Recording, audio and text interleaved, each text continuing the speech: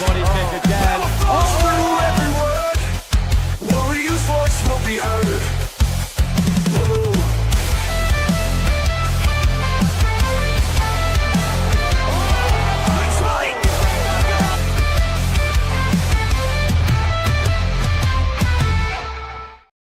Yes, Sirski, we are back at it again. It is Friday. This is the Warriors Voice. I got my man MMA Pickers beside me. My boy Mallory was up under me. And we got another amazing show for y'all. Episode fucking 35. Dang, why did I curse so early? Episode 35. We got a lot going on, man. Just had a nice little weekend in Atlanta for all three of us. Mallory was doing some commentary down at the Battle of Atlanta. We also stopped by the Battle of Atlanta and went to UFC. And stop by and see my boy Adrian Weathersby. Check out the video we just posted yesterday. No. Yes. The video we posted yesterday with Adrian Weathersby and another UFC video coming out today. We got some IRL content here, y'all, for sure. But let me check in with my co-host today, MMA Pickers. How you feeling today, Mallory? How you feeling today? What's going on? Man, good. Good to be back. Good to meet up with everybody in Atlanta. That was great. I don't know why I didn't put two and two together, that I'd be there for the weekend. Atlanta was in the weekend. UFC in Atlanta was the weekend. It was good to get you guys to step into my world and see a couple things of, how things going with tournament. I saw some cool things, saw some not so cool things, and hung out for, Saturday, get you guys to pregame before the UFC. And that all culminated off by a 1 hour nap and going to the airport at 4:00 in the morning. I was there before TSA pre-opened up, and I'm there with Pickers, and I was like, look, I'm gonna go through this regular security line. I don't associate with the unwashed. Once I got my TSA pre, I'm not going through this line. And actually, who did you meet in the line? You saw somebody straight from the event. What we thought was Mansour Abdulmalik's corner. It was his corner, but it was his father. And I recognized him. I turned around and I said, "Weren't you in Mansour Abdulmalik's corner?" And it was his father. He was also on my Spirit flight home. So, Mal, if Spirit's good enough for Mansour Abdulmalik's corner after a knockout like that, I think it's good enough for us, right? Hey, shout out to Spirit Airlines for getting you guys from A to B, but that's a discussion for another day. That's something for yourself. I'm just gonna say my Delta Sky Miles is hour and a half flight. It's okay. My Delta Sky Miles is very high, and I love it. But yeah, man, shout out Spirit Airlines. Get my peoples from place A to place B. It's always cool to meet people in the airport. I met a lot of dope people in the airport. It's a good spot to meet people. So a lot of times too, I watch this dude on Instagram. He gets dressed up like all the way to go to the airport. He's like, you never know who you run into, and he's right. Yeah, I ran into some cool people, and I was like, dang, I look like shit. Because when I travel, I want to be comfortable. I don't give a damn. Be comfortable. Yeah. I got a hoodie because the plane's always cold. I'm always gonna have on pants. I don't care where I'm going. It could be 1,000 degrees where I'm going. I'm wearing pants on the plane. I'm wearing pants in full long sleeves. When I get off, I can change. I usually have like an outfit under it or something like that. But yeah, you meet some cool people. But yeah, man, Atlanta was super dope. UFC was crazy. The crowd was insane. Very aggressive crowd. Did not want to see a lot of wrestling at all. It was a very anti-wrestling crowd in Atlanta. And I love it. Sometimes I love it. Sometimes I do like to see wrestling, but I like to see good wrestling, like good higher level wrestling. I think if there was a lot of like exchanges and stuff like that, then they would have been a little more lenient to it, because when people were getting slammed and shit like that, they were all for it. Right. But it was a lot of control, like a lot of control and no damage, a lot of control and no punching. And you can get tiresome, especially being in there, you drunk as shit. You 8 beers in, you like, man, I want to see somebody. Boober's coming out right away, right? Yeah. So they wanted to see somebody get their head knocked off. But shout out to Atlanta. Atlanta was dope. We got to highlight some of the fans, do some content. Me and Pickers got his feet wet with some interview content IRL. Normally behind the booth, I had to pull him from behind the booth, take him into the trenches with me with the mic. Did his thing too. We got some dirty. Got real dirty. Yeah. We got some shorts. We dropped some shorts today. It's on the page if y'all want to check them out after the show. But yeah, man, Atlanta was dope. Pickers, you got any takeaways from Atlanta? Yeah, I mean, it was awesome. It was really cool seeing Francis Ngannou at the weigh-ins. Dude, yeah. Absolutely stacked. A freaking unit of a human being. I mean, standing next to everyone else, he makes them look like action figures, like little toys. That was awesome. I was surprised that he was going to be there. Yeah. Yeah. I mean, it makes sense. Him and Usman are good friends. Yeah. And we had just talked about him trying to make his return to the UFC. So it does make sense. That was his first appearance on the UFC and God knows how many years. Yeah, so it's a good sign, you know. It still go either way. I'm not counting my chickens till they hatch, but we'll see. I mean, one thing that I've always wondered is that the UFC. So the UFC takes the road like if you have a guy that is obviously fighting for another organization, they kind of like ignore them. Versus if you went somewhere else, like Bellator when they were going on, and also the PFL, they'll say, "Hey, look, we have UFC fighter, blah blah blah, in attendance." Versus the UFC kind of like, yeah, we don't want to mess with that guy a little bit. But this, I think, is big enough that they did show him on camera, and you have to acknowledge him being there. Yeah, 100%. They didn't treat him like a regular corner guy that was behind him with the phone. It was like, oh, that's Ngannou. And you got to put some respect on his name, bro. It's one of the three kings 100%. From Africa. You know what I mean? So, you could argue it's 4 now. Let me put you on tilt. Your argument to have. You know what I'm saying? You're not gonna expand that to 4 kings and put DDP in there. So, nah, he got to do a little. He got to do a little more. He got to do a little more, man. He got to do a little more. Just a little more. Just a little more. He has 2 title defenses already. Nah, just 2. I'll give him 3. He won. He won, and then who did he go against? 6? Sean. Ngannou had 1. Beat Sean for it. Ngannou had 1 in the UFC. Oh, we're gonna count his PFL title defense. It wasn't even for a title, actually. It was a super fight. Well, you're gonna count his PFL win. He just got here. Man. He just got here. Relax, y'all. Dang, he just walked in the door. Y'all want to give him the throne already? Let the man do something first. We just he all right. You know what I'm saying? He all right. I'll think about it. All right, I'll think about it. I'm not detailed of all time already. Switching for do we know the details of his contract? Everybody's buzzing about him possibly going back and fighting John. How long is he locked down with the PFL? What does that entail? PFL ain't got no damn money. They ain't got no damn money. Yeah. I don't think he's exclusive with them. I don't think he's silly enough to be exclusive with PFL, knowing that the UFC's still out there. Opportunities with boxing. I don't think he would do it. I would hope not. That's something we could look into. $10 million of fighting, right? Yeah. That's what we get into the PFL. So he might have been exclusive for that in MMA specifically. It's possible. I'm not sure. Yeah. Or they could have had a cut of his boxing paycheck too. That's also possible. It's true. Yeah, I could see that if it was cross promotion, but who knows? It's only up to Dana White and Sean Shelby, the rest of the people at the UFC executives. But switching from kings to queens.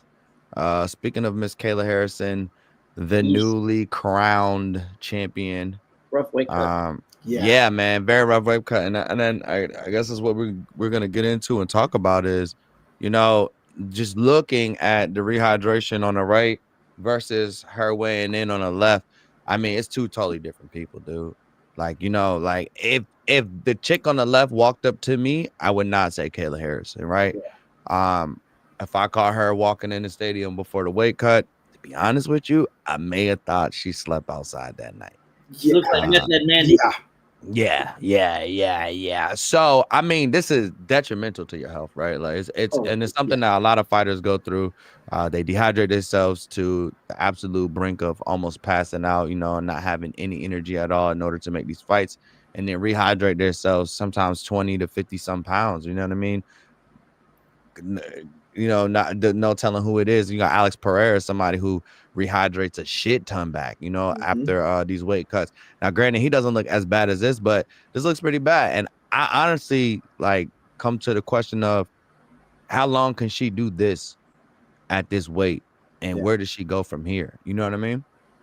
Honestly, for looking at these 2 pictures side by side, I can't even imagine what she felt like doing this process. I saw a video a number of years ago which Cyborg documented her weight cut and how she just said is the worst part. You almost got to be begging for those long days of training instead of this, because it's a mental battle, it's a physical battle. You have to have people there watching you, because if you go past a specific point, you can do permanent damage to your body. It's everything is in here. But let's say, for example, she gets able to get down to this weight again. She fights Amanda. Whatever happens that fight, you got to fit. She wins, she loses. But at that point, unless they got somebody in 145, I don't think that she's doing this anymore. This is too brutal. Yeah. And if I'm not Pickers. Nunes will be fighting at this same weight if they fought, right? Undetermined at this point, but Right. I mean, I would love to see them fight at 45. 45 has pretty much been a dead division in the UFC since Megan Anderson when she Yeah. lost to Nunes. And I mean, she really lost to Nunes, and I'm pretty sure that was her last fight in the UFC. Might have even been her last fight in MMA. I believe she's doing commentary at Invicta now. So I think this is obviously the first time in a while. Maybe you could say Juliana Pena, but I think most people feel pretty confident that Amanda would win the rematch and that she just had an off night. But this is like the first time that there's a legitimate challenge to Amanda Nunes. And I think it would be cool to have a potential double champ as well. So let them fight it out at 45. I think that would be awesome. And if Nunes wins and she wants to get her 35 belt back, let them run it back at 35. Yeah. I think the goal is accomplished at this weight class for Kayla Harrison. And unfortunately, I don't think it is safe for her to keep, going through this, right? The residual effects and long-term effects for this is crazy. Like you could look great in the cage. Yeah. Yeah. It does. And that's why I'm more hit on the, long-term effects of what you're doing to your body over time by dehydrating it, like this dehydrating the muscles, all of this stuff. You putting your body through hell, basically at the point of brink of dying, because that's what happens to people. Like when they're in the desert, they don't have water, and they're just this is what's happening to them. Like they basically go through this and then they die. So the frightening thing, you see fighters on the scale that can barely lift their arm. It's scary. It's and of course you said that reminded me Evan Tanner, who died in the desert. Yeah. He was just out there hiking, and I think he just made a miscalculation. But the idea of perishing like this is disturbing. Yeah, 100%, man. So, I'm glad she was able to get her thing accomplished. Like I said, like Picker said, I really hope they fight at 45 too. I don't want to see this. It seems to make sense. This is brutal. Yeah, this is brutal. It could rejuvenate the division. It could make some other, ladies that are fighting MMA want to come and try their hand at 45 and maybe build a culture around that again.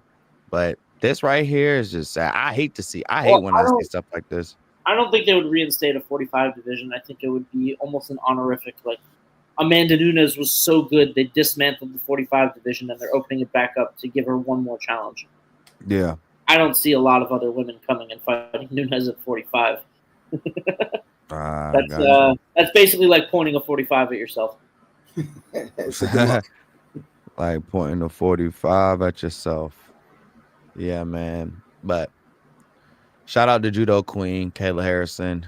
I definitely want to see this fight with her and Amanda Nunes. That would be beautiful. I just don't know. I feel kind of like it's going to be Manny Pacquiao versus Floyd Mayweather.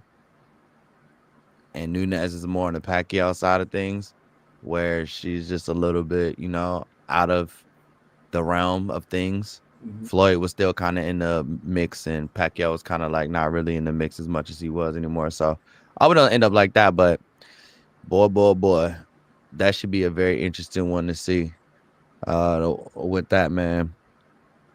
But with that being said, any last thoughts on this? Just wondering how active Amanda has been. If you settled into motherhood, because obviously she's been, enjoying that aspect of her life, and how active she's been in the meantime, because your timing could be off. Your body goes through multiple changes. Your body's like, hey, we're at rest. We don't have to go to war every 6 weeks, 3 times a year, 2 times a year. So that's going to be the story. Obviously, Kayla's been doing she's been doing the grind, and also she is a mother herself, does a very good job. Very good story behind the scenes with her. If you haven't watched it, definitely go pursue it. But that's all going to be part of the build-up and part of the story. And I do want to add in a comment that I saw from Kayla Harris this week. She said, because her and Amanda have trained together at American Top Team. They trained at the same gym. And she said that the last time they sparred, Amanda basically whooped her ass, but got tired after 3 rounds of whooping her ass. So okay, take that for what you will. A beautiful and way let's to not end forget, Amanda Nunes does have a very good track record against judo players. Yeah, that's true. That's true. Beautiful way. Olympic champion. So. Yeah, we will see, man. Only time could tell. But we don't have too much certainty about that fight, but we have a lot of certainty about this one. Pickers text me about this. It was in talks, but I had to change the banner for this because it is actually lined up for UFC 319. Tim Elliott will be making his return to the octagon after a layoff. And Asakura seeking to get his first win. Couldn't get a job done over Pantoja. But this is going to be a good fight. A good old veteran versus a new dynamic striker into the UFC. And, this it's going to be a lot of fireworks. It's going to be a lot of high-level striking here. I guess the question is Tim Elliott's time off? Sometimes time off is good. Sometimes we've seen guys take time off, come back, and look amazing. Look at Kamaru, we'll get into that a little later. But sometimes we see guys take time off and they can't get back into the groove of things. So, I guess that's a question for Tim Elliott, and Asakura is kind of like make or break for him, right? I mean, yeah, granted, you lost to the champion. That's not too much of a stock drop and loss, but you got a veteran coming back off of a year. If you can't kind of get it done with this guy, certain questions started getting raised, right? Dana and them start, maybe second guessing their decision of importing you over and you being, a difference maker over here. So do you think this is a setup for Kai to shine, or is this a setup for Tim Elliott to make a comeback?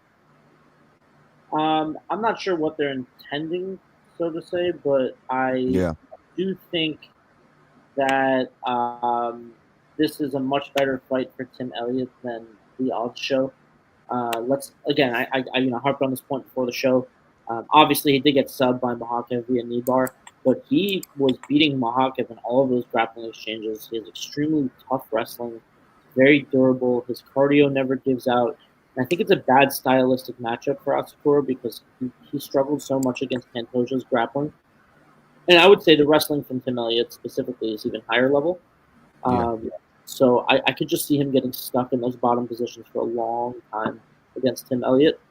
Obviously, he should have a pretty big advantage on the feet. So if he can keep it there, that should be a pretty clear path to victory. Mm-hmm. But I do have my doubts about his ability to do so. Yeah.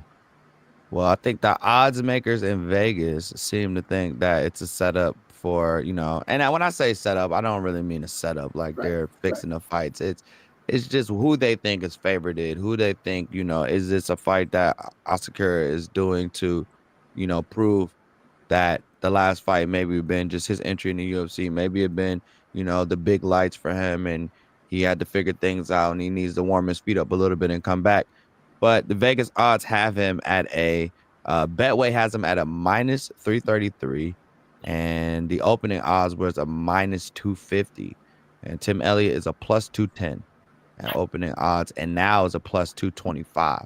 So massive favorite on Asakura's side. I'm not gonna lie, man. I like some value looking like I might be slamming Tim Elliott by decision. Just to see what that is. Probably like a plus 1,000. Pretty sure you can't do it just yet, but that's crazy. I mean, hey, listen. I think there's value there. I'm not saying he's gonna get it done. I'm saying I think there's value there. Oh, definitely value enough for me to throw a few sprinkle dinkles on it, just a few.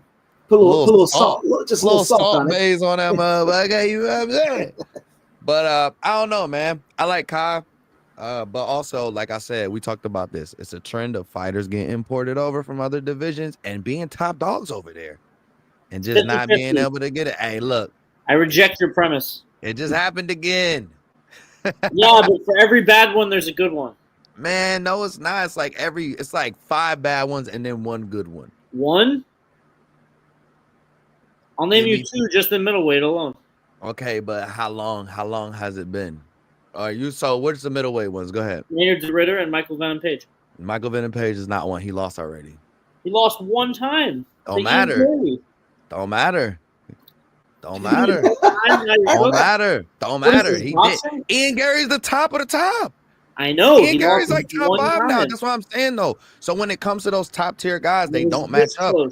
But Michael Venom Page was the top of where he was. He cannot break the top of here. He wasn't champ. He wasn't champ, but he was in the top 5. Yeah. He was definitely top 5. He beats He's Cannonier. not top 5 here. He's not top 5 here. Isn't Cannonier like 6? Who? Jared Cannonier? No, he's like 7 or 8, I think. Oh, 7?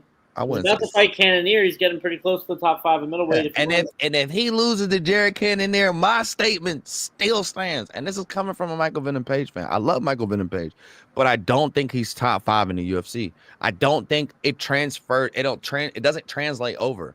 Like, you could be a triple champ in Bellator or PFL or any of these places. You come to the UFC, bro, you're a top 10 guy. You're a top 15 guy. You're not a top 5 guy. You're not a I can't name too many that's come over and like Rainer DeRitter is the only one I'm jacking because he's came over dominant. Every time he's fought somebody, dominant. Submissions. He's not a top 5 guy. He hasn't even. I'm not saying he's a top 5 guy. I'm just saying I'm jacking him as somebody who came over and has proven himself every time they pin him up against somebody. So far. What about Kayla Harrison? I can jack that, but it's women's. It is not a big pool. It's not a big pool. It's just not a big. You can't say it's a big pool of. You can't say it's a big pool of fighters in women's like it is men. She's about to fight the GOAT of women's MMA. But it don't matter. You can't say it's a big. And you just talked about how they disintegrated her whole division because there's not enough people. Talking about 45. Exactly though. But 45. if there was 1,045ers that were girls, they would keep the division around. It's not because there wasn't enough people. It was because she never had a close fight there. So, but I'm telling you this. Answer me this. If there were 20 badass 45ers right now on the planet that wanted to fight the UFC, you think they wouldn't have a division open? If the champion was so dominant that there was no title contenders, no, they wouldn't. Like if you just That's why I just said if they were badasses. I'm not talking about so you're saying if there were 20 people almost as good as there were some badass motherfuckers that were actually willing to like be that 20 women who were almost as good as Amanda Nunes, sure. Not almost as good. They just got to be a top 20. That's what I'm saying. It's not this one. What I'm saying is it's not a big pool of women. Any other small farm leagues you go to, their women's is like 25% of what their men is, or 10% of what their men's is. Karate Combat, any of them. It's not a big pool of women. No, I understand. You get what I'm saying? So like it's a way bigger pool of men, so it's tougher for them to be at that. You know what I mean? It's not like you can't even have people barely can name that watch it 10 women's MMA fighters that actually are active right now. Like Kayla Harrison, fire. But that's it. Name somebody else that's really making noise at the women's division. You know what I mean? Yeah. Shevchenko, that's it. Next one. She's an OG. She's been around forever. You know what I mean? Zhang Weili. Okay, I'll give you that one.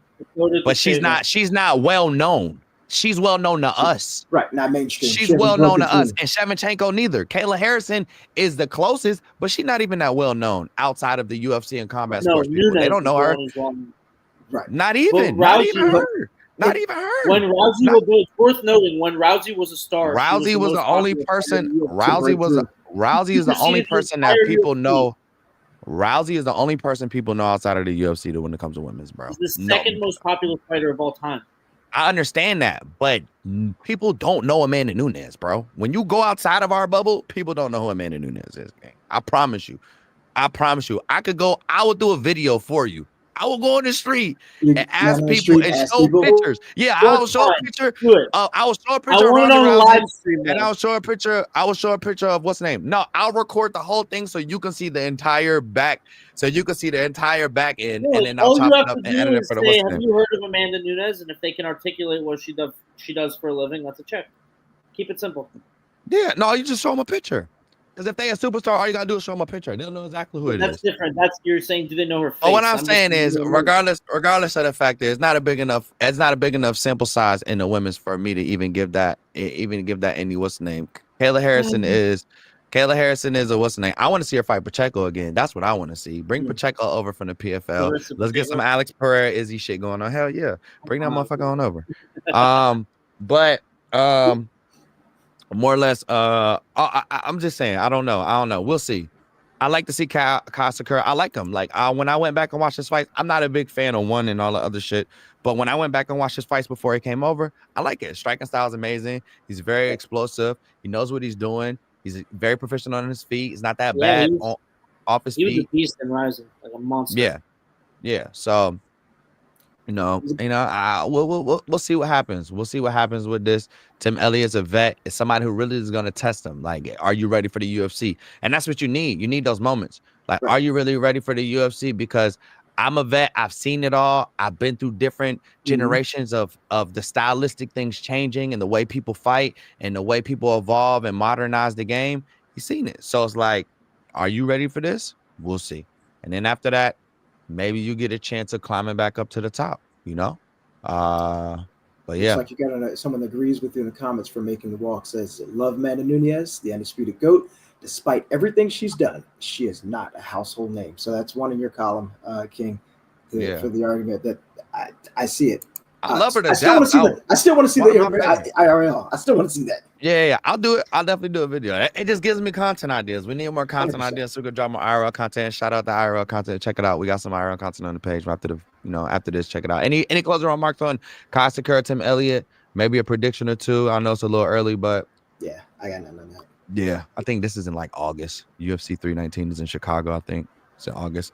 All right, but moving on. Talking about new people. Let's talk about somebody. Oh, probably won't never see this motherfucker fight again. But we got to talk about him because he's absolutely insane and he's always going crazy, man. Shout out Conor McGregor. Conor living my best life. McGregor got into a fight in a Ibiza nightclub. Caught in another viral moment. Possible altercation. 6 bouncers heavily armored. Yeah. Can you imagine that poor sucker's night? Pick a fight with Conor McGregor by accident in a nightclub. Woo. Yeah, it's just not it. So PSA fans are divided. PR stunt or reckless behavior. They don't know. Is he damaging his brand or staying relevant? Does it matter at this point? I mean, matter. This is his brand. This is his brand now. It really sucks that the fact that Conor and John are like two of our like biggest stars we've ever had, and it's just like every other week we're talking about some stupid shit. Besides the ring, outside the ring. Besides the God. It's like Conor punched another fan. Conor spit on a fan. John don't want to fight. John said, fuck your belt. John said, take the belt. Like, it's never what we want to talk about, bro. But Conor's always got some shit coming up his sleeve. I don't know, man. I don't even know how this man still gets brand deals, dog. Like, brands still are just like, yeah, fuck it, give him $100,000 or give him this, whatever. It gets probably way more than $100,000 because Conor McGregor. So you're probably putting up $1 million at least just to do anything with him. I know that betting platform is giving him a shit ton of money. Y'all think those bets that he be making is his money? You're fucking stupid. He's fun on there though. Those clips are great. No, those are hilarious. But he's coked out of his mind. He's definitely drunk as shit. You know what I mean? It's insane. He's in there wilding out, bro. But yeah, man, I don't know, bro. Conor's. It'd be more fun if he didn't have a family. If he what? It would be more fun to watch if he didn't have a family. Yeah, because you start to think of like, oh man, Exactly. I agree 100% with that. And look at this video from Ibiza, and I'll pull it up. Just reminds me what there was a movie about Ibiza. It was actually kind of funny, but yeah, it's still. It's like he just, there's another guy in line that's ready to throw a lawsuit on you. I mean, from what I saw, this looked unprovoked. I have no idea what was said. What was being said at the time looked like a bunch of guys with just a couple drinks in their hands, and then Conor, who's standing on a chair or something, and like takes a swing at the guy. I mean, for me, I'm like, if I was in that situation, I'm gonna get paid. I'm telling you right now. Yeah, I'm getting the best lawyer. I'm telling you now. Yeah, you an MMA fighter, you hit me, I'm suing the shit out of you. You better have some money. All day, every day. Better have some money. Here's our altercation right here. You can see he's it's like right here. But you can barely see it too. It's like obviously there's no context as to what happened. Yeah. Just because of his priors, I imagine he would get a less favorable judgment in court. Clearly the conversation was about football or some sport, and there was a disagreement. Yeah, like, who knows? Their head was the football, basically. No, the guy was a big Khabib fan. Yeah, you know what? I could see that. Yeah. I mean, he spit on the last dude that said Khabib. Yeah, and this is Spain. I don't know how tough Spain is on their actual assault laws and things like that. Yeah, I don't know. But it's some countries out here that don't play that one shit. Universal law that applies pretty much everywhere, no matter where you are in the world. The more money you have, the more shit you can get away with. So, 100%, Yeah. 100%. But Chris Brown got a lot of money too. His ass went back. They grabbed his ass up for that assault charge like 10 years ago. They're like, "Hey, buddy, remember when you left? Let's go. Time to go." I think he's still over there right now. So who knows, man? Another good comment. I know his lawyer. His lawyer is really, really good. Oh yeah, he grew up down the street from his lawyer in Los Angeles. Mm-hmm. That guy is a miracle worker. All right, go ahead. There you go. Conor's entering his mid-90s. Mike Tyson arc. It's going to get worse. I certainly hope not. And again, from point of family and your kids are going to see this. The one thing is that I'd always pose this question, and this is, you don't have to discuss this, but like, what would the era been like if Muhammad Ali had Twitter? You know, think about this. The social media around when Muhammad Ali was around. He will wake up, and that's crazy. You said Muhammad Ali. I got him on my shirt right now. You got that shirt. He will wake up. He would take a picture, post it. Boom. God damn, I look pretty. Boom. It's he like was that. more like a WWE guy than a troublemaker. You know what I mean? Yeah. He was just He wasn't so problematic outside. But he would talk so much shit that it would piss the other dude off to the point where he would want to fight. Mm-hmm. So it would end up being trouble just because he would talk so much shit, bro. But that's good. You want to make your opponent lose their composure. I think that was part of McGregor's strategy early on. Now he just does it because that's the only way he knows how to communicate. Yeah, it just doesn't know how to communicate any other way. Every day is a weigh-in, a face-off, a press conference for McGregor. It's every fucking day for him. But yeah, man, I think we just need to keep him out of the clubs. Every time we see him in the clubs, it's some shit.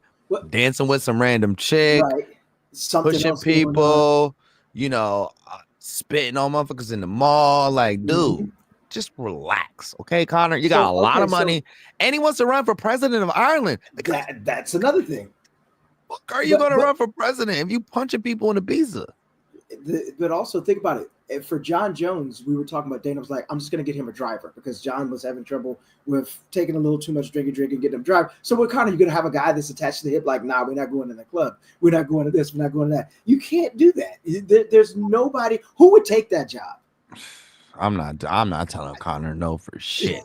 You get paid $2 billion to keep him out of trouble. That's the hardest job that you're getting paid a lot for that you're going to hate in your entire life. But it would make a hell of a series. 100% it would. You would never sleep like, oh my God, he was up at 3 a.m. last night, and now we're up at 8 for this photo shoot. And I know the nighttime is coming, and there's this big club here. Yeah, you'd be hating your life. You'd be out on LinkedIn for other stuff. 100%, brother. 100%, man. But yeah, Conor, I don't know. Conor, he's like Kanye. Like nobody can tell him no. So it's just like it is what it is. You just gotta let him do what he's gonna do. Either he's gonna crash out and burn, or he's gonna figure it out one day. I don't fucking know. I think a lot of the damage for as far as his kids and all that stuff is pretty much done because you're coked out online with so many videos. The internet lives on forever. We have so much footage of you wilding out already, throwing chairs through buses, all types of shit, bro. Like you're cooked when it comes to that. But you know, I don't know. Moving forward, I hope he doesn't do something to end up landing himself in a position where he cannot enjoy this freedom that he has, you know, obtained over the years from getting all this money and fighting, you know, and becoming a massive superstar and excelling the sport to where it's at. I just wish the role model of that was a little better. But hey, this is how it comes sometimes, man. This is how it comes. But we got a few more topics to get through before this. I definitely want to jump to this one next just in case we don't make it to the next one. Because, I mean, it's massive. And we also got to see this in person, me and my man MMA Pickers. Shout out my dog, Kamaru Usman, Big Nigeria in the house, my friends, with a comeback victory over Joaquin Buckley in a very dominant fashion. Sorry for the graphic. It's not on point right now. Very dominant fashion. Was fucking beautiful to watch. Kamaru Usman just show high level fight IQ, just high level UFC fight knowledge, high level knowing of what's going on, showing what a true champion does, you know, when it comes to, you know, making sure you secure a victory. So I was super excited. He's one of my favorite fighters to watch. It could be close to one of his last fights, you know, it's no telling. Like he said, even his fight camps, he feels unhealthy now. So for me to be able to see that in person, absolutely amazing. For him to get the comeback, absolutely amazing. For Joaquin Buckley, not a stock dropping loss to me. Just shows you what you need to obtain and what you need to do in order to get to that level, because Kamaru is showing you that level. Like, that's what you're gonna need. Like, if you think you're gonna move up, if you think you want to get in title contention, you have to be at least as good as Kamaru Usman. You know what I mean? So I think it was an eye opener for Joaquin Buckley, showing him like what he's got to work on. And whatever's next for him is next for him. But I think Usman moves up if he wants to continue fighting, and hopefully, we could see the Nigerian Nightmare fight for a title sometime soon. I feel like it's a little far fetched. 85? Huh? You think he's moving up to 85? No, I mean move up the rankings. Oh, okay. Up the rankings. Yeah. Yeah, and I feel like it's a little far fetched that he's gonna get to a title, but I really hope so. Not. Well, I think he's one fight away now. Yeah, he is, but it's tough up there, bro. One like, top 5 win. Joaquin, we didn't realize how small Joaquin Buckley was, or I didn't at least, until I got there compared to Kamaru. Yeah. So it's like, I don't know, bro. Joaquin Buckley just may not be there in size-wise to be able to, like really. It is some guys that could get it done at that size, but I don't know. It's just those are big dudes. You got Shavkat up there. Yeah, he's short. Yeah, he's massive. He's massive. Pretty big for welterweight. He's massive, but he's short. Yeah. And when it comes to that, the other guys are Shavkat, Ian. Like these motherfuckers are tall. They're not. They're all Kamaru size. But you know what I mean? The issue was the grappling.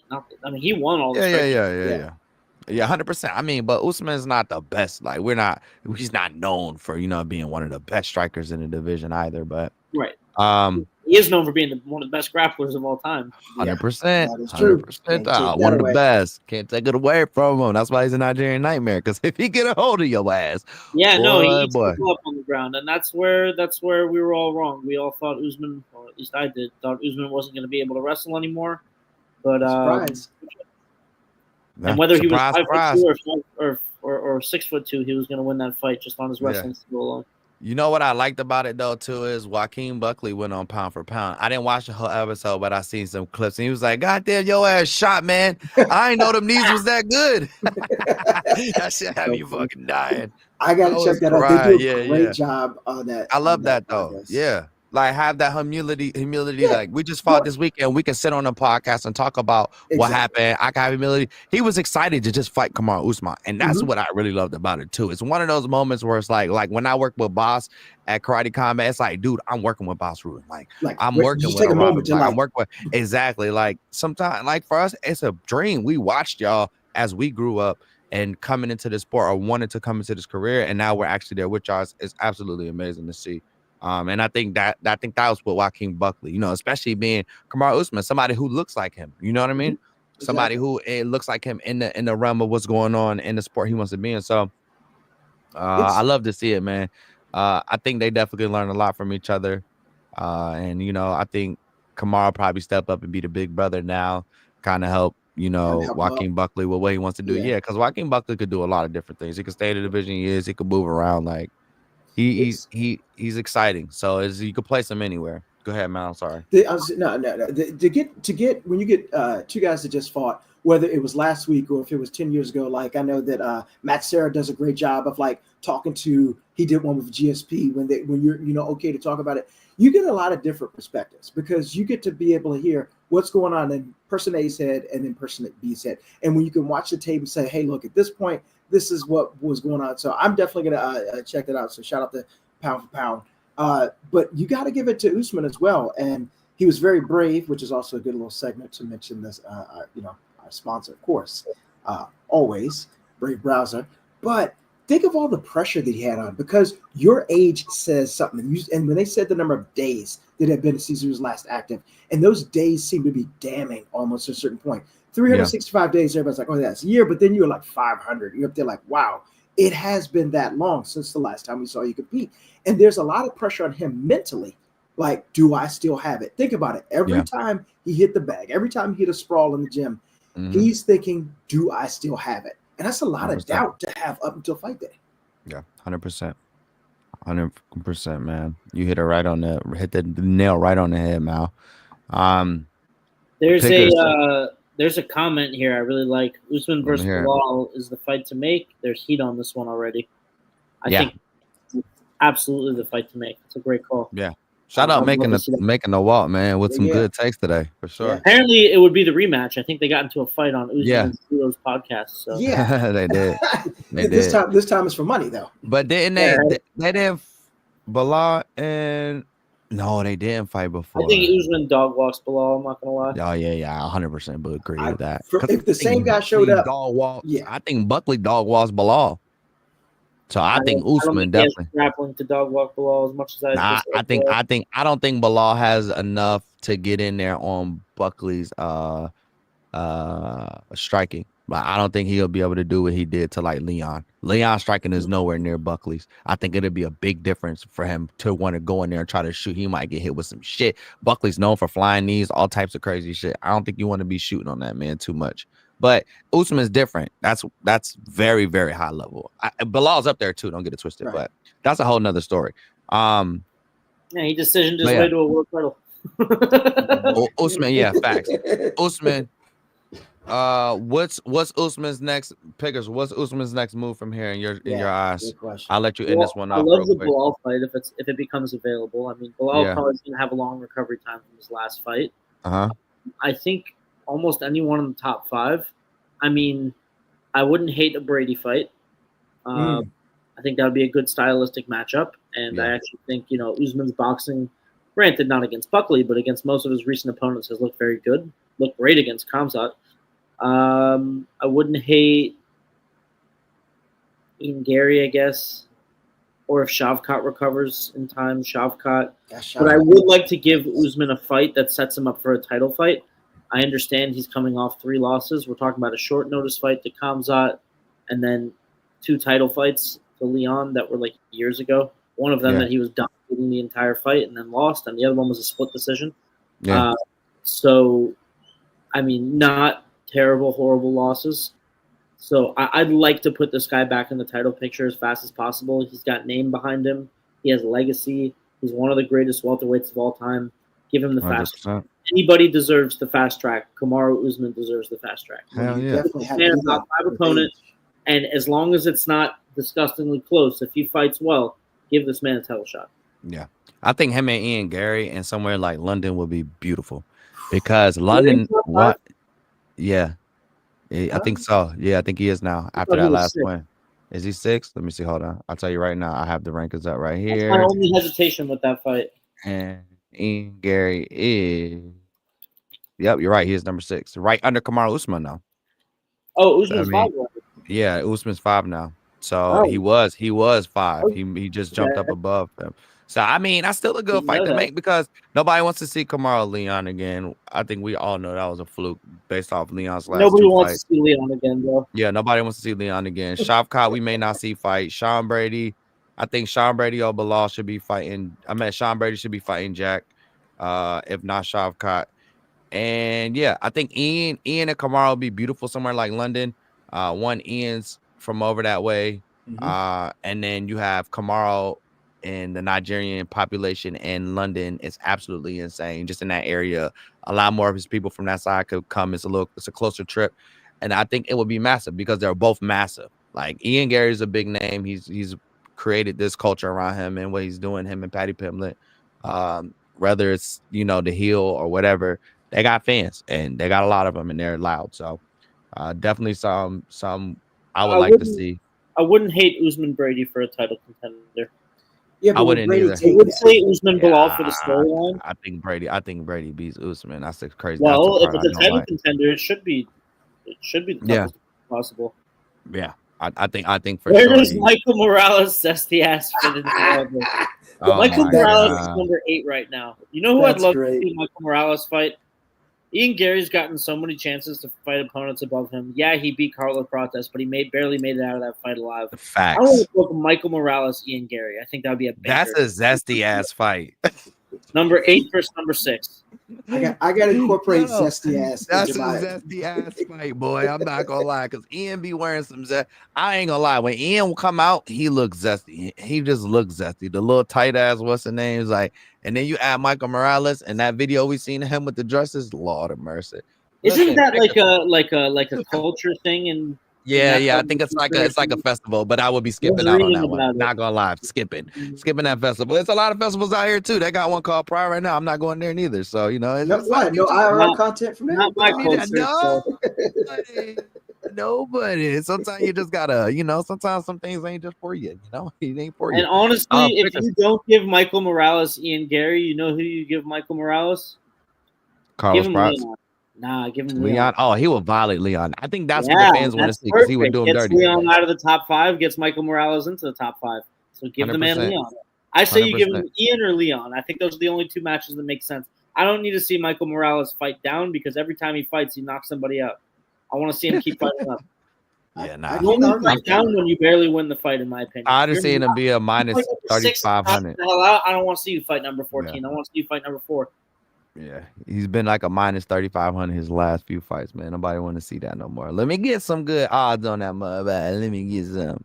Because I can't even bet on Michael Morales. He just Leon.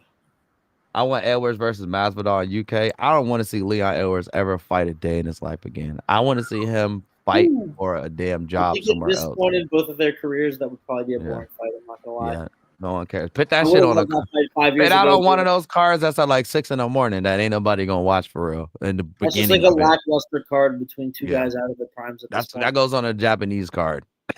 The next Tokyo card we got, we put that let one on first fight. Let him box. Like that. Put him in Misfits boxing with Jake Paul and them. Yeah, let him do that. I don't think Masvidal. Yes, I would still want to see him fight certain people, but Leon Edwards is just boring as shit. Pickers, I know you got to go. You got any picks you want to give out before you dip out? Any quick ones? I'll push it 10 minutes for you. Okay, you want to do your giant? Yeah, I don't mind running through some picks real quick. All right, let's let my boy Pickers. We're going to get him the solo. Bada bing. All right, perfect. All right, we got UFC Baku in Azerbaijan at noon this Saturday. It's funny, we were actually talking about this at UFC Atlanta because we saw Kamaru Usman's family outside of the State Farm Arena, and I was looking for Muhammad Usman. He's obviously not a hard guy to miss, and I didn't see him anywhere. I'm assuming he was in Azerbaijan because he's actually the opening fight of the night against Hamdi Al-Wahab. And, this is kind of a tough one to pick. They both are pretty well-rounded. Hamdi's a slight favorite right now, but I really don't like his gas tank. It hasn't looked good. His last 2 wins were very, very questionable decisions. So I'm going to rock with Muhammad Usman at underdog money. That's going to be my first pick. I really like Jung Young Park to get it done over Ismail Nardiev. Ismail Nardiev, very good grappler, but he's a little bit soft and he doesn't have much of a chin. Jung Young Park, also a very good grappler, very well-rounded. I think he's much more durable, coming in much better shape, much more solid. So I'm going to rock with Jung Young Park all day. If you want to get better odds because it's a minus 180, I would say same game parlay it with Jung Young Park. Start of round 2 should get you about a minus 120.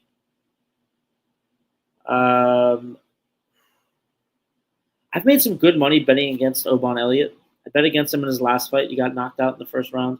He's obviously very well-rounded, good striker, good grappler, lot of power, disgusting amounts of power. But minus 455 is a completely unwarranted line. I don't know much about Ko. I did watch some of his fight footage. He has really good hand speed, very good head movement. He's very elusive. I do think Oban Elliott probably wins this. I don't see him getting a clean knockout because Ko's very hard to hit clean. But if grappling comes into play, I do think Elliott will have an advantage. That being said, you can either go Ko and take the underdog for this one, or if we take Oban by decision, that's minus 110. So those are both strong options. This one's fun. Muhammad Naimov versus Bogdan Grad. Bogdan Grad, I don't know if you guys remember him. We bet on him during Contender Series. It was one of the best Contender Series fights I've ever seen. I think he landed like over 200 significant strikes. There was wrestling. There was, boxing in the pocket. The guys were kickboxing at range, Muay Thai, everything. Like literally all the martial arts were present. And it was a beautiful bloodbath of a war. Bogdan Grad came out on top, and I was just immensely, immensely impressed with his skill set. Naimov, I believe, also came off the Contender Series. Very strong, dominant victory. I think he only has one loss in his career. but also he's coming in as a pretty big favorite, minus 300. I don't like that. I'll F around and find out with Bogdan Grad at plus 230. Or you can take fight to start round 2. Fight to start round 3 at minus 120 is also a great bet because both of these guys super durable, super crafty, super hungry young guys who haven't taken a ton of damage in their careers. All right. Another fight we're going to look at, Tofik Musayev versus Maidbek Orlobi. So Orlobi obviously came into the UFC with tons of hype. Anytime a wrestler from the stand countries comes into the UFC, everyone's all about it. We bet against him last time when he fought Mateusz Rebecki. Mateusz Rebecki fought amazingly, really came pushed the pace in the third round, pulled out the split decision victory.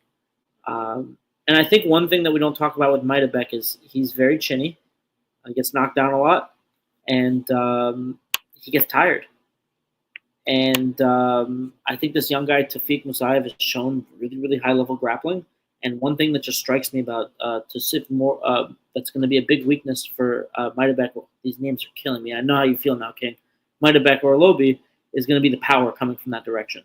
He has disgusting amounts of power in his hands. I think if he catches Maidbek, it's going to be big problems for Maidbek. It's either going to get a knockdown and win rounds, or he's going to knock him clean out.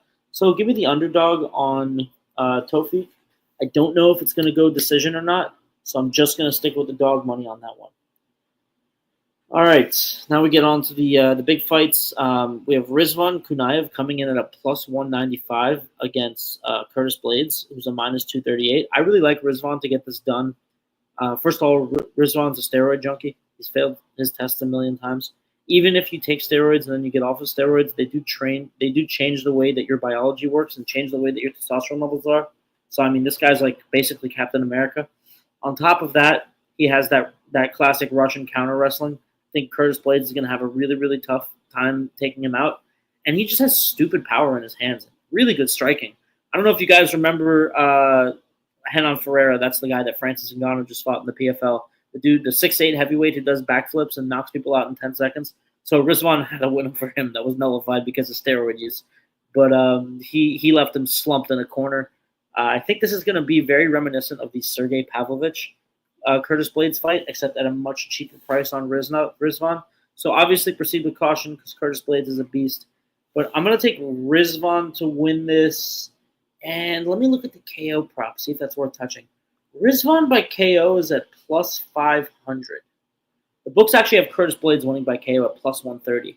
So they actually see a striking advantage for Curtis. But I'm going to go ahead and say we're going to see a striking advantage for Rizwan. And I might take that plus 500 KO with a sprinkle and take the money line on Rizwan at plus 195. All right, next fight is super fun. We have Fiziev versus Ignacio Bahamondes. And Ignacio Bahamondes is coming off a really good win over Jalen the Tarantula Turner, in which after he retired via triangle choke from guard, which is absolutely nuts because the guy's a striker. Never seen anything like that from him before. And another guy who showed impressive grappling in his last fight, Rafael Fiziev. He did lose his last fight to Justin Gaethje, but if you guys remember, he started off the fight with a double leg and then got into a mounted triangle. So pretty advanced grappling from both guys. Maybe we'll get a high-level jiu-jitsu match here. Who knows? That being said, this didn't work out for me last week, but I do have a general rule of thumb. When one guy's trending up and one guy's trending down, I go with the guy who's trending up. I do believe the better technical striker here is Fiziev. However, when you account for the length of Bahamondes and the athleticism, he may have an advantage in the striking department. I think both guys are really capable grapplers. I think Ignacio has shown us in his last fight. He's extremely crafty off of his back. Fiziev's shown really highly improved wrestling. I can see this fight going a lot of different ways. The lines are really close. So I'm just going to grab Bahamondes' money line at minus 130, and I think that makes tons of sense. We'll go on to the main event, and then I got to hop out of here. We got Jamal Hill versus Khalil Roundtree Jr. Not going to lie, this is kind of a pick'em here. I'm really leaning towards Jamal Hill. A lot of people are going to do MMA math, and they're going to look at the fight of Hill versus Pereira versus the fight of Roundtree versus Pereira, and they're going to say, oh, Hill got his clock cleaned in the first round. As Roundtree Jr. lasted 4 rounds and fought very well, so Roundtree Jr. is better. But we all know MMA math doesn't work like that. I could just easily say in turn, oh, look, Johnny Walker knocked out Khalil Roundtree, and then Jamal Hill knocked out Johnny Walker. But we know that's not how MMA math works. Every fight is different, and every time, even if you have the same fight in a trilogy, each fight is different. Even we just watched the Merab Sean O'Malley fight. Obviously, O'Malley, still lost, and a lot of the same things still happened, but it was still a very different fight. So my heart tells me Jamal Hill. I was really impressed with him during that Yuri Prochazka fight. If you watched his weigh-ins, he looks like he's in tremendous shape. He usually looks a little puffy, a little chubby almost, but he looks like he's really lean and mean and looking to kill. We know he has that power in his hands. We know he has that grappling that we've never seen any grappling from Khalil Roundtree. Definitely some of his ex-training partners don't speak too highly of his grappling. I think he has more tools in the bag. I think he has more speed. And I think most importantly, he has more wins against high-level opponents. We haven't really seen Khalil Roundtree fight any high-level opponents outside of Alex Pereira. So let's go ahead and at even money, let's pick Jamal Hill. And maybe even Jamal Hill by knockout. What's that sitting at? Jamal Hill to win by KO is plus 165. Khalil Roundtree to win by KO is at plus 130. That's interesting. How about fight to end in KO? That's probably going to be terrible. Let's check. Fight to end in KO minus 400. I think Vegas has it right on that one. Yeah, so maybe just take a money line pick on that one. I'm going to rock with Jamal Hill. That one's kind of 50-50 down the middle. So you know what? Make that your fun bet for the night. Bet that for whoever your favorite is and just enjoy the fight. You really can't go wrong on that one. All right, folks. That's it for me. Hopefully we clear some good money this week. Y'all have a good interview. Yes, sir. Appreciate that, Pickers. Pickers got to go. You got some shit to do today. Appreciate Absolutely. you. See you later. And appreciate you for the picks every week, man. Make sure y'all get y'all picks locked in. That's my man, MMA Pickers. Follow him, the MMA Pickers on everything. And we appreciate you, brother. Catch you in a bit. Peace. All right, now. This is the interview portion of the podcast. And today we have a multiple champion in many different areas of martial arts.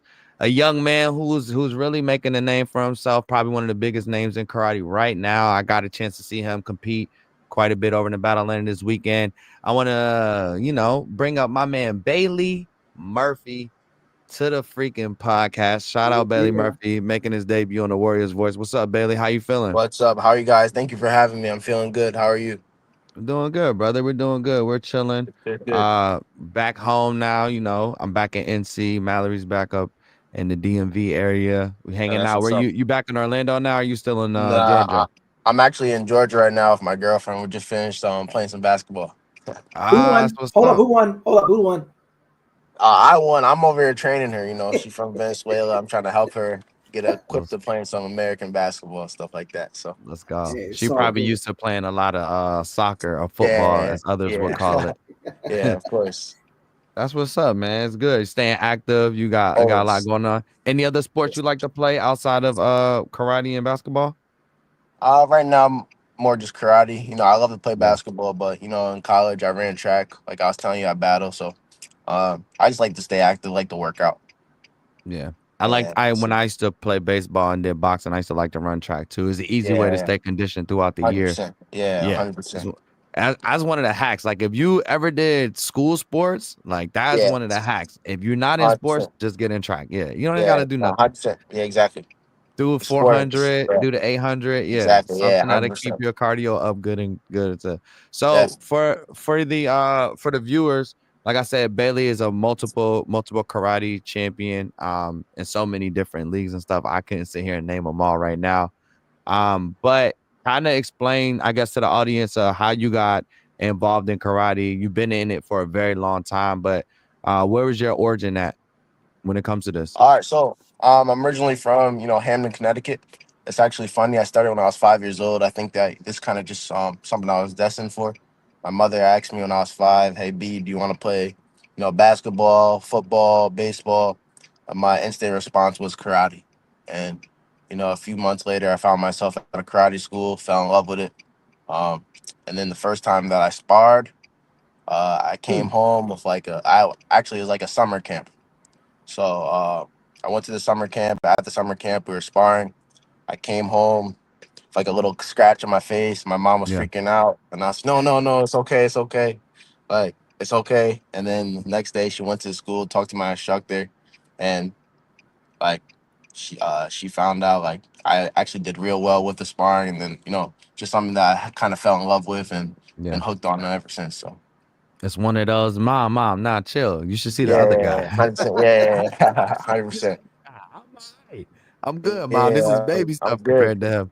Yeah, Yeah. 100%. So I mean, before you actually like started training, were you a fan of like Bruce Lee, any of those like watching karate films and stuff like that? Yeah, so like I was a fan of like the Power Rangers and Teenage Mutant Ninja Turtles. I was super Yep. young, so stuff like that kind of inspired me just to do martial arts. I used to run around my house as a kid, act like a ninja, like little stuff like that. It's just something that I've always had an interest in, something I've always felt like I've wanted or needed to do. Yeah. 100%. Yo, Mal, you got something? Oh yeah, definitely. So Bailey's good. Thank you for jumping on the show today. I've known Bailey Shit. for quite a while. I actually want to take it back to. I was sitting here trying to figure out how many years ago it was. We were in Orlando before the U.S. Open, Yep. and we had a big workout, right? So one of the benefits is and I can actually put myself as an official overhead, getting a chance to work out with guys that I probably would never fight in tournaments, right? So Bailey was there. It was this huge, workout that everybody had, and this is all before tournament. So these are guys that are diehards. Look, they don't care that a tournament's 2 days away. We're going to go in there and get the workout because you get a chance to spar and learn from some people that you won't normally might ever not, get a chance to face. So Bailey, I got you. You had to have been a teenager, but Yeah, I know exactly what you're talking about. I was US Open 2018, so Yes. I just turned. I've been 17 for like a week or two at that point. So I'm going in there, right? I'm like, all right, let me see, and it's not really an ego thing, but I'm like, yeah, I just want to see it, how he's doing.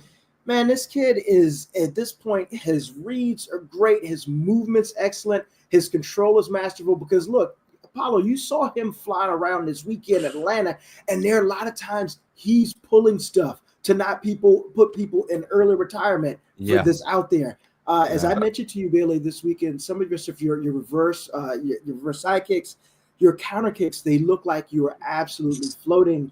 And now that you're on a new team, and if you haven't followed him, we definitely got to put Bailey's socials up there. What Bailey's been doing is he's been traveling literally the world teaching. So I wanted to ask you, like, what has it been like to travel some places that you thought you may have never been before, and actually going in there, be welcoming and teaching? People have welcomed you inside their house. What has that experience been like for you? And it's a humbling experience.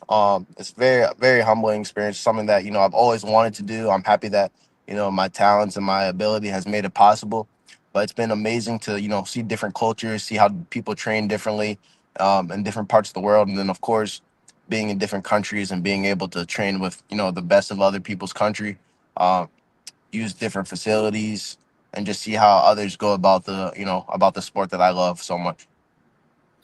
It's actually, can you give us where was a place that you've been to that you thought, man, I never thought I would actually come to this country or to where you at, that you Yeah, find so I yourself in? was December. I was in South Africa. Okay.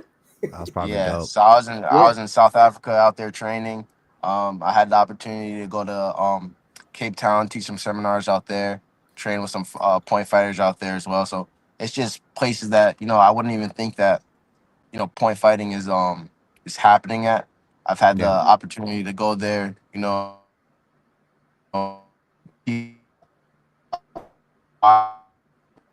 Hold on.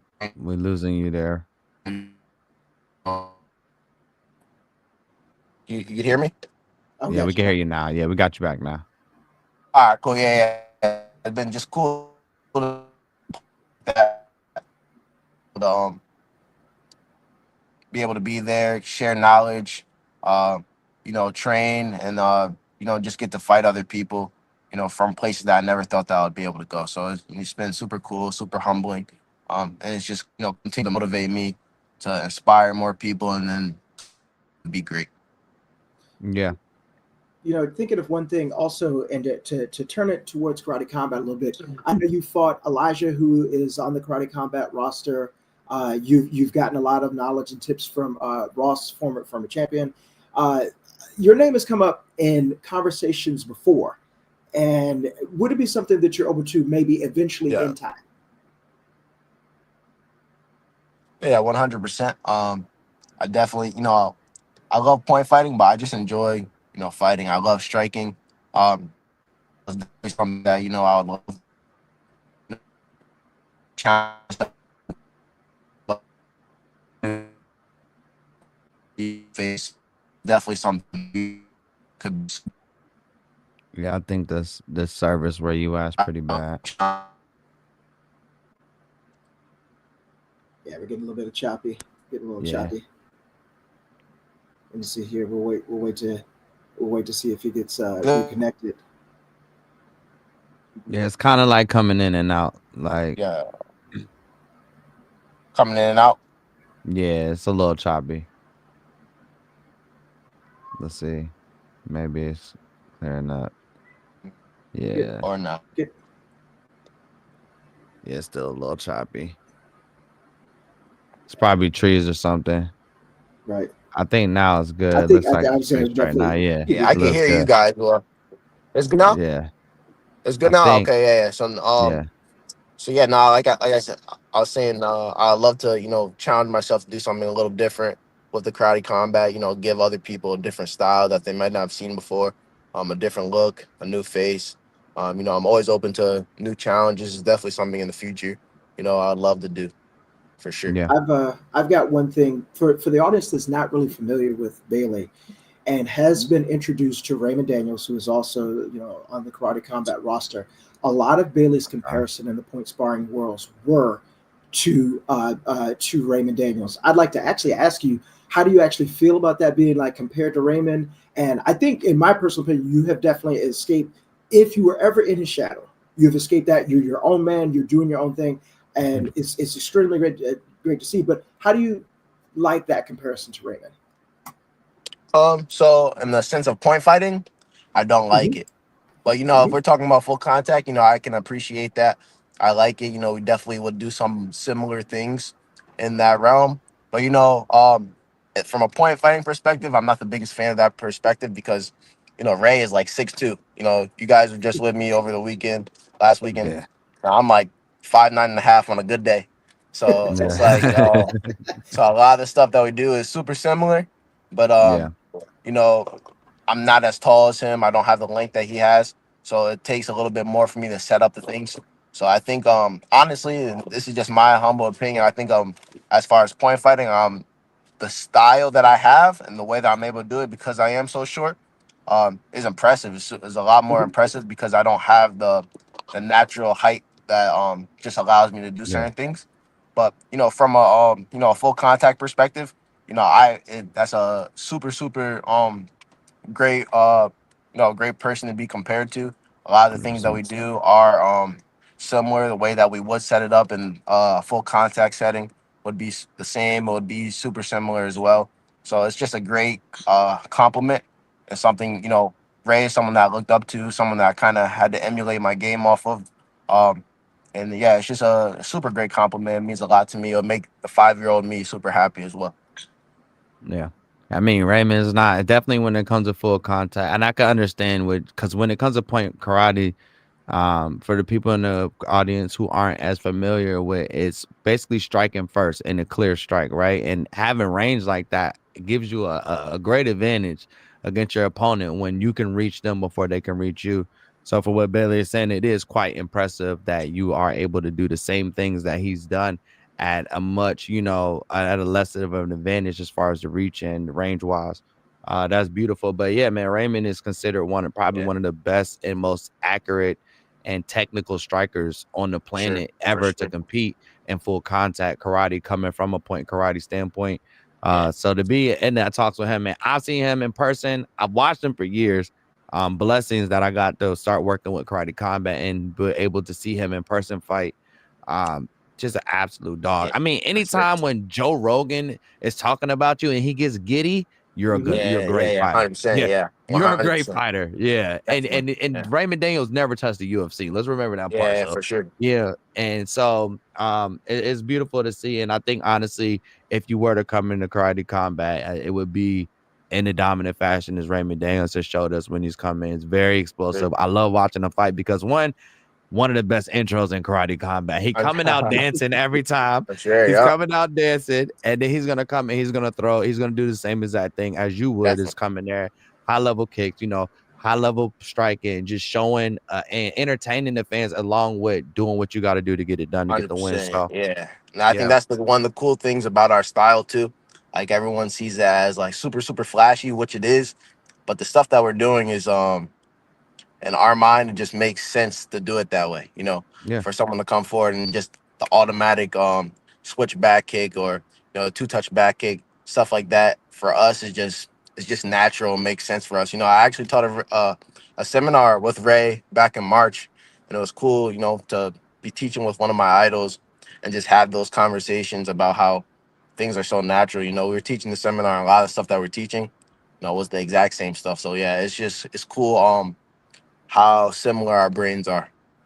yeah. I call him goat. He calls me baby goat. So it's a cool, Dope. it's a cool relationship that we have.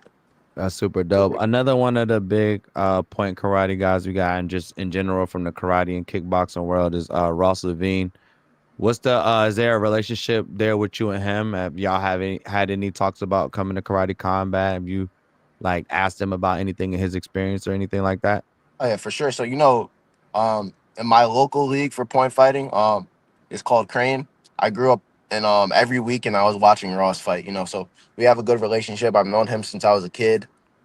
We actually talked in April about the Karate Combat stuff. He just opened up his gym. He just told me like anytime I want to get some work in. He kind of extended that invitation over to me.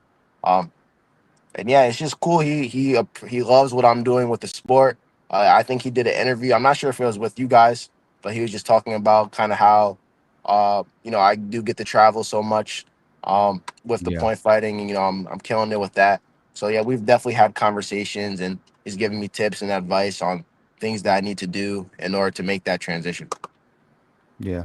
Ross is a good dude. Yeah, we did talk to him on the podcast about you Yeah, before as one of the potential guys, kind of like from that karate world, because the whole thing now with Karate Combat is that the rule set has evolved, and a lot of guys from different, styles of martial arts have come in, right? yeah, We have some boxers, we got Muay Thai people in there, we have kickboxers in there, and we also have guys who come from point karate. yeah, yeah. The thing is, outside of Ross and a few other guys like Raymond Daniels, the point karate guys haven't really held their own lately. So it's kind of been that back 100%. and forth. And Yeah, the conversation that we're having is who would be next up, right? Who would be one of the people that could come in and kind of change the perspective of the point karate guys when it comes to full contact. And you were one of the names that was brought up. So, in great regards from a former champion, somebody who left sure. on top, had a crazy, amazing walk-off Yeah, knockout. yeah, That head kick was insane. I was there and yeah. I watched his head open up when he kicked him. I was like, oof. I was Crazy. like, boy. I told Ross after, I said, Ross, you're a bad dude, bro. You're a bad dude. That's that Brooklyn. I'm trying to tell y'all, y'all better stay out of Brooklyn. We'll play, man. Shout out Brooklyn, man. But shout out Ross. Yeah, doing great things with the gym up there. I love to see him and his wife are really getting into like just being gym owners and having fun Yeah, it's creating awesome. content. It's super, super amazing to see. And I also, it's the good work. I was telling him the other day, I was like, keep doing what you're doing. I mean, you're creating the next generation of potential Karate Combat fighters, potential sure. UFC fighters, potential anything. And the whole thing with him is he didn't go in on a, hey, we're looking for the best next fighters. He was like, I just want to teach people martial arts. And that's what he Exactly. told Yeah, us. yeah, yeah. He's For like, sure. I just want to teach. I don't Sure. want to, I'm not looking for the next Bailey Murphy. I'm not looking for the next, Conor McGregor or the next so-and-so. I'm just looking to train people who want to learn martial arts. And if we get something out of there, then we get something out of there. But other than that, he's just doing the good work. And so it's 100%. beautiful to Yes, sir. see. Yeah, it's great It's to see. beautiful to see, man. Well, I mean, and you are too. Like you're doing seminars all around the world. It's absolutely insane. I want to ask another question, kind of like what Mal asked you earlier, like one of the places you went, but what's one of the people that you met and you were like, damn, I just met so-and-so. When I moved to Orlando in December, I started training. I actually had a full contact fight last March, but when I first moved to Orlando, I started training at Fusion. Yeah. Yeah, Fusion Yeah. XL. So, my first sparring session, Julian, the head coach there, he had me go over and fight Leota. So it was super cool to meet him. Super cool to spar with him, trade punches, trade kicks. So that was one of the coolest experiences I think I've had, and that was inside of the U.S. But outside of the U.S., I can't say that I've met anyone too crazy. Yeah. Honestly, yeah. But yeah, fighting Leota was super cool. I mean, It's awesome. that's He's one of always my there, guys. still getting his work in. So that was a Yeah. great experience for me for sure. You ever had a chance to run anything with Weber, his protege, Almeida? He's one of the karate combat guys that we got over there. Weber Almeida, Nah, silverback gorilla. I He's haven't. welterweight guy, I want to say. I Yeah, think he's he's well. welterweight. Yeah. You're He's not. nasty though. You should check him out. He comes. I want to say he's done some stuff in the karate world. I don't want to lie and say he did point fighting. Yeah, I know for a fact that he does might have karate, like been he has W, forms might and have been stuff. WKF. Yeah. But super dope. One of Yeah, my favorite fighters of watching karate combat. He's really electric. He goes by the silverback gorilla. The way he fights, his back is kind of like curved in, so he kind of looks like how gorillas when they walk. Mm-hmm. So it's really dope to see. And he's one of Leota's proteges, so very high okay. on, Yeah, I gotta check him out. yeah, very high on the karate, the kicks. It's crazy. He's doing spinning kicks, all types of shit Oh, that's in the so. pit. Yeah, he's dope. He's dope. That's so. I would imagine, I would have thought y'all would have sparred or something. Y'all both Yeah, very high level when it comes to stuff like that. He's really dope. Somebody too who's like kind of moving up in the ranks of karate combat might be talking about some title contention real soon. Leota also corners him when he does fight. So that's like the times we get to see Leota. I don't see him much. He yeah. is an ambassador for karate combat, but Oh, okay. I didn't even know that. That's yeah, what's up. our ambassador is Stephen Thompson, Okay. Yep. Leota Machida, Boss Rutan, who also is the chairman, Yeah. Yep. and then GSP.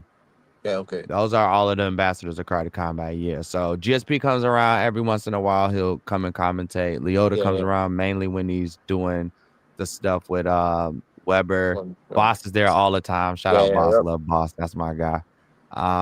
Josh is there all the time. And then what else did I say? Stephen Thompson. I actually haven't Stephen Thompson, I've seen him once. Mhm. I think Okay. he was in that Vegas show that we went to, Mal. I think he was Okay. there, but other than that show was stacked. It was so many people Yeah. at that show. Have you had a chance to come out to a Karate Combat Live No, I in haven't. person? I haven't. Dude, you gotta come down to Miami. We'll have probably like 3 shows in Miami this summer. You're right there in Yeah. Orlando, so Oh, you definitely perfect. gotta come down.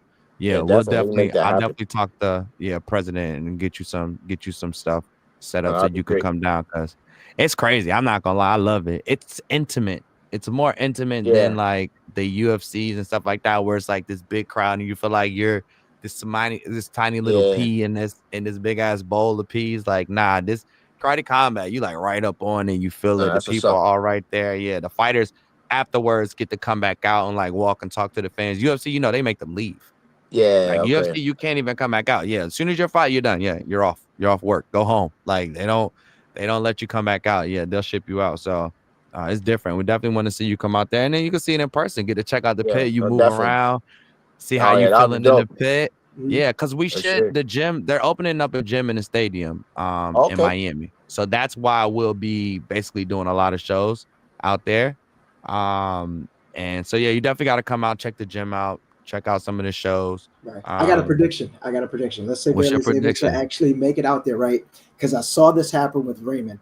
The first time I saw Raymond in the pit, because of the way the angle of the walls are, it's different than anything you've ever. We're used to dojos. We even used to a ring where if you get your back against the wall, right, the pit wall, you're going to fall because of the angle. The first thing that Raymond did is he tested the wall. He said he got up on the angle and says, "Oh, I could do something with this."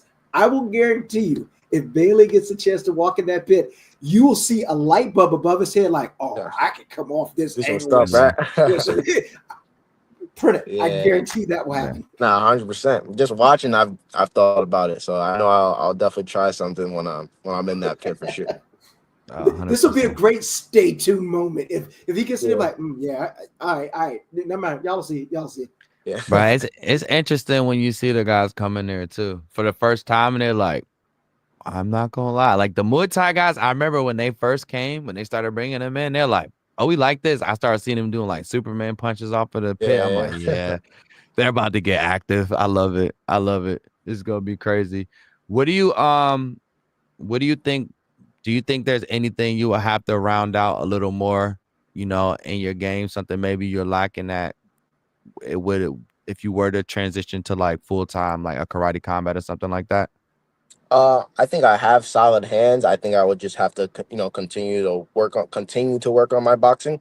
Because with the Yeah. point fighting, it's stop and go type of thing. So I think I make solid contact with my hands, and I can get there first. It's just a matter of continue to create combinations and work my hands into my feet, and stuff like that. Which are things that I do. It's just something that I would have to put a little bit more focus on, especially when prepping for a fight. But they're all things that I'm already doing. I'll just need to give a little bit more attention to.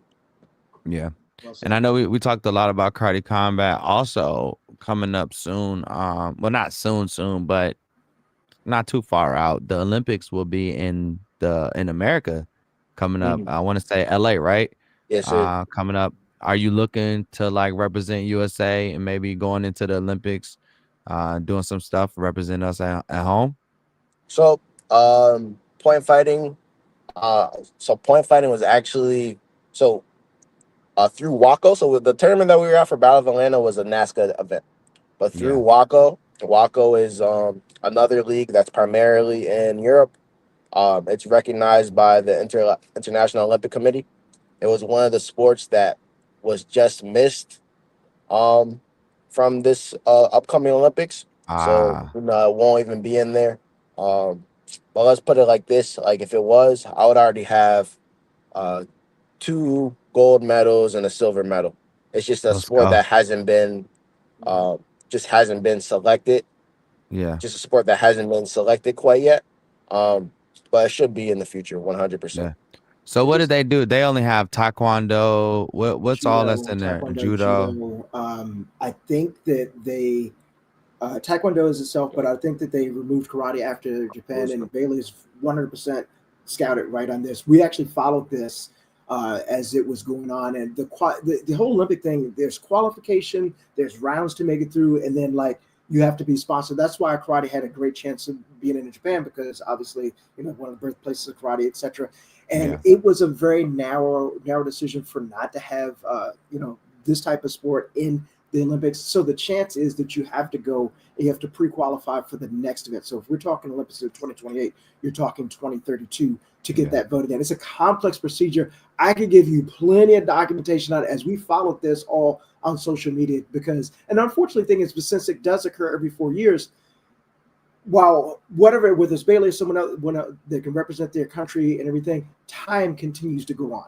Yeah. So, That's the sucky part about it being, that's the yeah. hard part about that. The increments of 4 years can really put a damper on, that whole age criteria and what you want to be doing. Shoot, by that time we want Bailey Murphy to be, defending his karate combat championship belt a Yeah. few times, So I don't know if we lost him or not. He a little frozen there. I think we get to reconnect.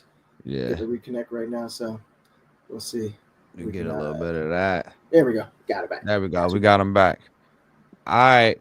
Well, Bailey, we don't want to keep you way too long. Mal, you got any? And then we lost him. Look, he said it ain't gonna keep you. We gonna leave. There he is.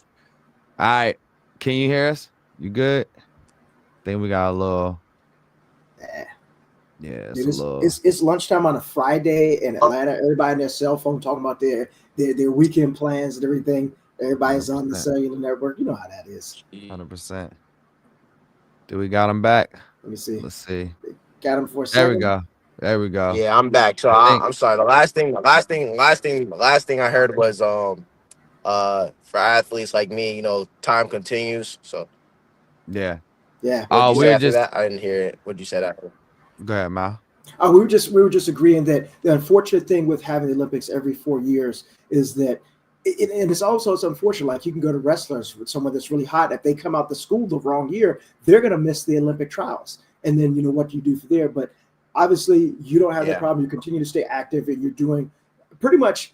Is Bailey Murphy's world right now? What do you want to do? You can continue on this path and continue to teach great seminars and make noise. I mean, and one of the things we didn't even touch, Bailey helped lead the United States men's team and for Waco Championship. I think we just throw that in the show notes because it was a great video that's up right there that shows the talent, some of them which are your teammates to win that and go into enemy territory and win it with authority, man. So it's great to have him representing the United States out there. So wherever the chance is, wherever Bailey laces up, whether he's lacing up boots or putting on hand wraps, I guarantee you there will be fireworks. Yes, sir. I mean, with an 87.7% win rate, 9 major events, hey, you've been doing your thing, baby.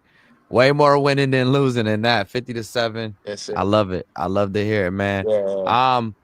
I know it's getting a little choppy. We don't want to keep you too long. I want to ask you a good question. I want to ask you. My fault. Nah, you're good, brother. You're good, brother. Things happen. It's technology. What's something that you want the world to know about karate that you feel like is a misconception? For sure. So, I feel like when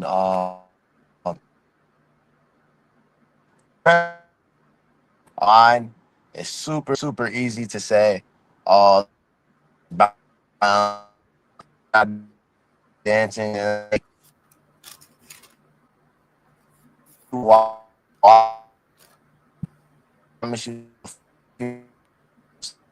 Yeah, I think we're losing them again. Yeah, I think we better have some comm problems again. Yeah. My bad. You guys can hear me? Yeah, we can hear you now. Yeah, we got you now. Right? You hear thing me fight in person on how much time I obviously take to with my footwork. And then that's one of the biggest things with point fighting, the entries, being able to get in first and make your points and then also get out, right? For the highest level of point fighters, you'll see that there is great martial arts. Right? The people that are doing it at a super, super high level, we're trying to score points, we're trying to hit first, but it's super, super high level martial arts to be able to have that type of distance, not get hit, and then be able to enter first and score that point and then get out of there, without getting, taking another hit or taking any damage. And it's just a beautiful combination of the kicks and the punches, the spin kicks, just doing something exciting. And if you come and watch in person, you'll be able to see that. Watching online is super easy to say, oh yeah, they're just playing tag, they're just bouncing around, they're dancing. But watching it in person, I feel is a different animal. You get to see how much contact we truly are making, and then that our tag isn't just tag. We're actually, throwing solid techniques, using solid martial arts as well. 100%. I definitely agree. I feel like as somebody who's been to one's tournaments in person and seen them online, it's a totally different feeling being in person. Yeah, and you also see a lot more because I've seen quite a few people, even in the 60 and up, where my cousin was competing. He's in 60 plus, and they was getting cut up over there. Cuts on the eyes, for sure. Cuts on their face, busted lips, all types of stuff. So it's really they're really paying contact to this skin out 100%. there. Yeah. So don't get a misconception. I agree. I feel like the art of point fighting karate is an art that is underrated in the aspect of respect realms of things, because it does take a lot. It does take a lot to be able to get in there and get timing, understand. I think it's because of the non-continuation of hits. People look at it as something different. You know what I mean? And it shouldn't. So I'm glad you were able to clear that up. Before we let you go, always we like to let the athlete, whoever our guest is their time to say whatever. If you want to promote anything you got coming up, if you just want to say a few words, whatever, this is your time to shine. We appreciate you coming on, Bailey. Hopefully it's not our last time having you on. You got some big stuff coming. I know you got the US Open coming up and other things. So hopefully we could talk to you after that. But this is your time to say whatever you like to say, brother. Yeah, no, definitely. I appreciate you guys for having me on the show. It means a lot. Look out for me in the next couple years in, a full contact realm, regardless of what association it is. And, you guys can follow me on Instagram at WBaileyMurphy, Facebook at Bailey Murphy. You can look me up on YouTube as well. It's just my name, Bailey Murphy. You can see tons and tons of point fights and stuff like that. Yes, sir. Thank you for having me, guys. Yep, 100%. Thank you. Appreciate you, man. That's Bailey Murphy, Karate Sensation. Next full contact soon, baby. We appreciate Yes, you sir. and have a beautiful day, Thank you. brother. Yes, sir. All right, man. Beautiful way to end Yeah. off the show, my man Bailey Murphy, man. Turning it up. Like I said, multiple world champion, representing for karate point fighting, really trying to change the name of the game and what's going on there. Continue what the greats before him has started. Like Mallory Woods. A lot of people don't know. My Hey, man look, Mal. My I man appreciate- Mal. Hey, don't try to be humble. Don't try to be humble. Don't do it. Mal is somebody who has been in the karate world for a very long time. He's worked with some of all of the great people that we just named. He's either fought or worked with them or helped them train for fights. So he's going to try to be humble, but I'm not going to allow him to do that today. Mal is also one of the people that paved the way. It's a reason why they use him as commentary for these events is because he knows what he's talking about. He's been around the game. He's been around some of the best. He knows talent. He's seen talent. And this is why he's also on this show. It's also why he's respected on this show and in the world. So don't try to pull that humble sauce, humble fucking cake shit on me today. Fuck that. I'm gonna say it my chest today. There you go. Pump your shit out, man. Pump my chest out and say it. There you go. I appreciate that. And one of the things, just to highlight on that, what Bailey was talking about in terms of, you know, a lot of people will see this, they'll see it on video, and they're like, well, wait a minute, what are these guys doing? Look, and I'll bring it back to Raymond. There have been many times that Raymond has been hired for specific camps that he won't say anything about. And he'll go in and I said, well, you know, and I asked him, I was like, well, how do you handle this? I said, because people bring you in because of one reason or another. And sometimes it was to train for Wonder Boy. It was specifically for that. Yeah. And they would say, you know, I would say, well, what do you do? And Raymond would say, look, they hired me to do a certain job. So I'll go in there and give the business. Now, I'm not going to go and tell secrets and everything, but there was an MMA fighter that the first probably 7 rounds that he went with him, their corner was like, I don't know what to tell you. Like, we've never seen anything like this before. It's the ability to hit and not be hit, being light on your feet, which is the talent that all those people like that we mentioned do happen. And you have thousands of simulated fights without the damage that you would get, which helps out. And seeing that, right, seeing him being brought in for like a camp for that, and then helping like, hey, let me break it down. Let me show you what happens. So in case you're fighting somebody like that, when they do this, you want to do this. And that's knowledge that's accumulated for many years. And it's great. And look, if you ever wanted to try it, look somebody up, go say, hey, let's go ahead and let's stack up the gloves. And you'll see, like, man, this is great. Not as easy as I thought. I mean, it's not as easy as I thought. I got a chance to train with GSP, which is a story for another time. Yeah, but, we definitely gotta have it do a deep. We gotta treat Mallory. Mallory is gonna be like Charlie Murphy. We're gonna have to get those them secret untold stories from Mallory Woods. We got to do some specials. We got to pick a day out of the month where we do like story time with Mallory, because Mallory's got a lot of good stories that we haven't talked about. Like I said, very well respected in this space, and one of the main reasons why I wanted him on the podcast.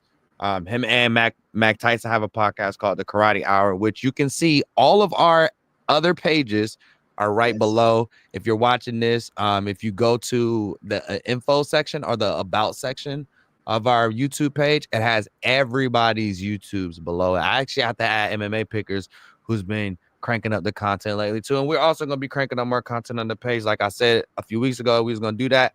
We got some content that dropped yesterday. I think I'm going to drop some more today or tomorrow. And we've been consistent every week. Yeah. No, we've 35 weeks in. I'm not going to say every week we were here, but we've done 35 weeks. And it's almost a whole entire year. It's only 52 weeks in a year. Right. So we're almost off to a good start. Yeah, we're less than 20 episodes away from a full year of episodes. So I just want to say thank you to all my, all of our fans, all of the people that watch, all of our, viewers, and my co-hosts that come every week and help out. I'm nothing without none of that. We're nothing without none of y'all. So, you know what I'm saying? And I'm sweating like a motherfucker. Look at this. Holy shit. Look at that. It's like oh my God, dude. I hate it here. This is why I always wear jackets at Karate Combat, guys. If you wonder why I'm always wearing jackets, it's because I'm a sweaty motherfucker. Shout out. Hey, look, there goes one of our reoccurring co-hosts as well. Yes, our pet cast. She's been very nice and not barking during the podcast. So a little shout out to her. Thank you so much for not barking, you little cutie. All right, but we got to get out of here. I'm going to let Mal get to his day. I'm going to get to my day. It's Friday, baby. Appreciate y'all for stopping by the Warriors Voice. This is episode 35. Shout out Bailey Murphy for stopping by. Make sure you check him out. W Bailey Murphy on Instagram. Bailey Murphy on everything else, YouTube, all of that stuff. Shout out MMA Pickers for coming through, giving his picks of the day, picks of the week, and giving all of his great insights. And my man Mallory Woods, once again, appreciate y'all. We will see y'all next week. Holla at you.